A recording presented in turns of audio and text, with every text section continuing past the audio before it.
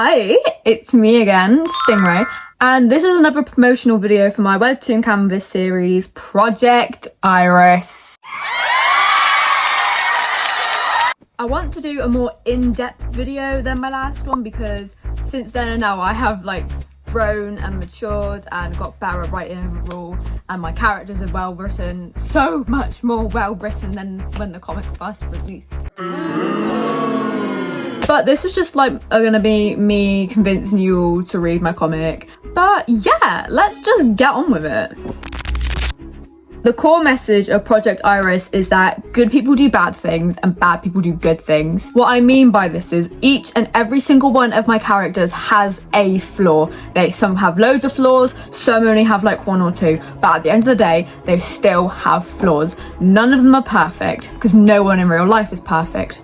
But the message is that good people can do bad things while still being good people, and bad people can do good things while still being bad people. As long as the good balances out the bad, they are not a horrible person, they are a nice person, they just make mistakes like everyone does. Haven't really displayed this in the comic very well yet because unfortunately I made the mistake of not properly writing all my characters when I started the comic back in 2023. I was 14 when I started the comic, I'm 16 now, so obviously my writing has matured, I've matured, my characters have matured, so they are a lot better now, but because I started it when they were really seriously badly underdeveloped,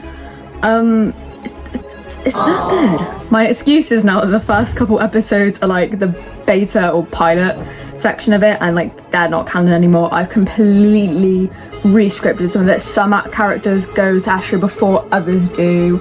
They meet people sooner than they actually do, just so realistically they've had more time for each relationship to develop because one of them is really rushed. I'm not going to name names. So yeah, because younger me didn't develop her characters properly, and now it hasn't been displayed properly, and I didn't put enough filler episodes in properly, it's all kind of a mess right now, and sometimes I really hate it. So yeah, if you do choose to read it, be mindful that in, let me check, July and August there's going to be no chapters, just so I can get all these beauties prepared. Basically, the target audience for this comic is anyone who loves shows like Stranger Things or Steven Universe or The Owl House, or just any of medias like that. It's very sci-fi mixed with fantasy based. My general demographic is older teens, so 15, 16, 18, 19. Of course, people who are members of the LGBT community, specifically lesbians.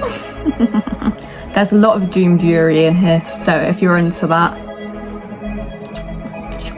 it's for you, basically. At the moment, it's pretty tame so far, but as we get into Act 2, it's gonna get very much darker. We're gonna call Act 1 the practice act because I don't know what was going on with Act 1. But Act 2 is when all the deaths start happening.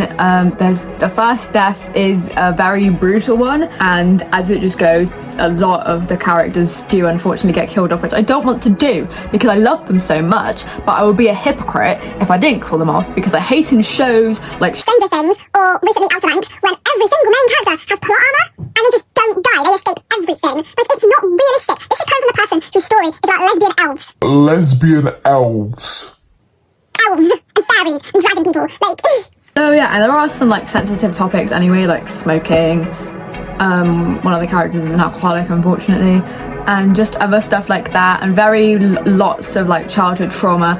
Basically every character has a parental issue of some kind. At the end of the day, no one is happy, and when it ends, no one is going to be happy, not even the people that live. Basically, the overall story of it is our main character, Peach, is going home to her hometown of Astria to stay with her friends Echo and Scarlet, with her fiance Ember, for first of all the Mona Festival, but also they're getting married. But a few years back, Peach and Iris were dating, and Iris needed help because she's been held captive by those humans, and Peach is going to help her, but the humans found out about their relationship, and the head scientist Ives, who was the one who kidnapped Iris because he looked like her dead daughter called Iris, he basically said this: look, Iris, we can't have this. They're gonna find out where we are, and that's not good. You either need to kill this girl, or we're gonna kill you. Now, you're probably thinking, that's a bit harsh from a man who thinks this girl looks like his dead daughter. He kidnapped this girl that looks like his dead daughter. So basically, Iris does do as he says. She goes to kill Peach, but unfortunately, that backfires and Peach accidentally kills her instead. A guilt she still lives with to this day, and she can't get over it. So how do you think she's going to feel when she goes home and the ex she's been grieving for years is actually alive, and she's very, very mad? We have a few little areas of like housing where each character lives. So first of all, we have the Witch's Cauldron, which inhabitates Peach Brooks, Ember Dartman, Scarlet Lockhart, Echo Richards, and Rebecca Finch, but they all just call her Becca. Next we have Chester Manor, which is the most regal, royal building in Astra, because that's where the king lives, and that inhabitates, however you say the word, Marcus Chester, Roxanne Brooks, Arthur Brooks, Cherry Chester, Damien Earl, Nicholas Dartman, but they all call him Nick. Next,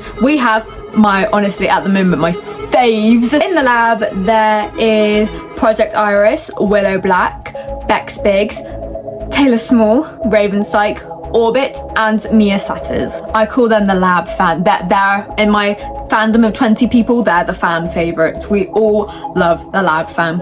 And then obviously there are people who live on their own who aren't in the comic yet, some of them. So first of all, in a little cottage, there is Scarlet's mother, Quill Lockhart. She is a doctor, so she's mostly in the doctor's wings or whatever. And secondly, this character isn't in the comic yet. They are called Powder Spits. I don't know what I was doing when I was filming this video, but I forgot Hope, who's actually a really important character. So this is Hope. She lives on her own in a caravan and she's moody. Okay, that's it.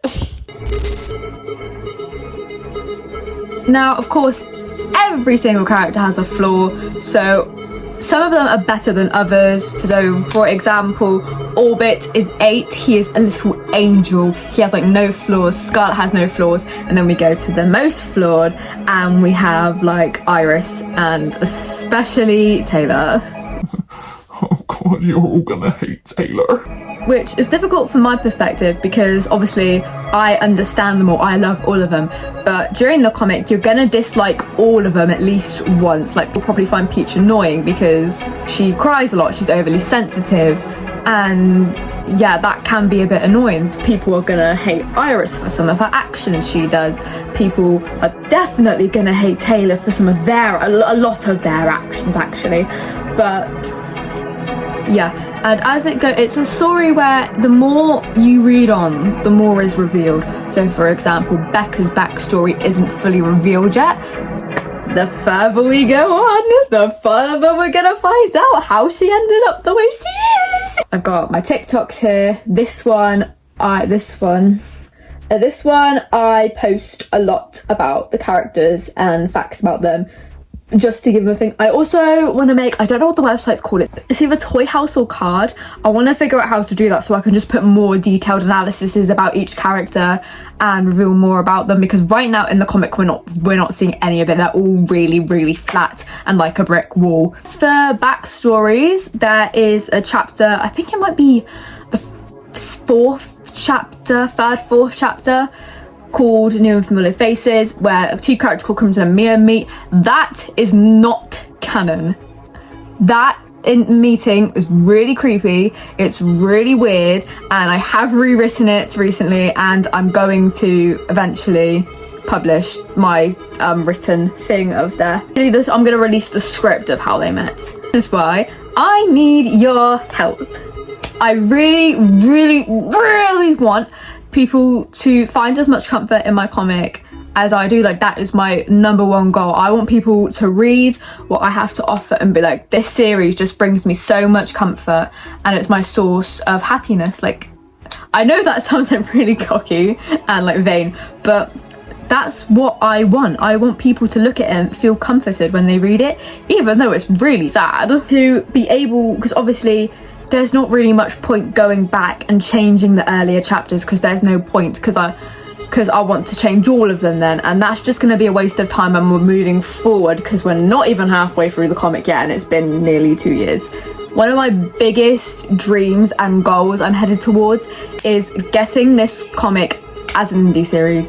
I really don't have the money for that, and I'm very young still, so I really want someone to see it and like, hey, your comic seems really cool. We would love to pick it up and put it into an indie series on YouTube. What do you say? And I will say yes, please, because if I do that, I will be able to develop some of the earlier chapters and fix my mistakes I've repeatedly made. That's basically it for this episode. I really hope this encouraged you to read my comic a little bit more. I fear I get very cocky when I talk about my comic sometimes, so I feel like I get kind of cocky and vain when I talk about my comics sometimes, but that is just because it is my passion project. It is the one thing I want to do, like, for the rest of my life. I want to keep these characters going. I want to develop their story. I want it to be an animation. Like, that's my goal. I want to be a director/writer. So if you could check it out, even if you don't like it, just have a look at it and just see. I will very much warn you, chapters 1, 2, 3, 4, 5, 6, 7, 8. and parts of episode 14 aren't canon anymore. They're just not. I still think read them because it can help develop the stories up, but just keep in mind if you do decide to read them, they're not canon anymore. That's not what I want to happen. I hope you enjoyed this video. I hope you enjoyed putting up with my annoying blabbermouth. But yeah, thanks for checking me out. I hope you enjoy my comic. Bye!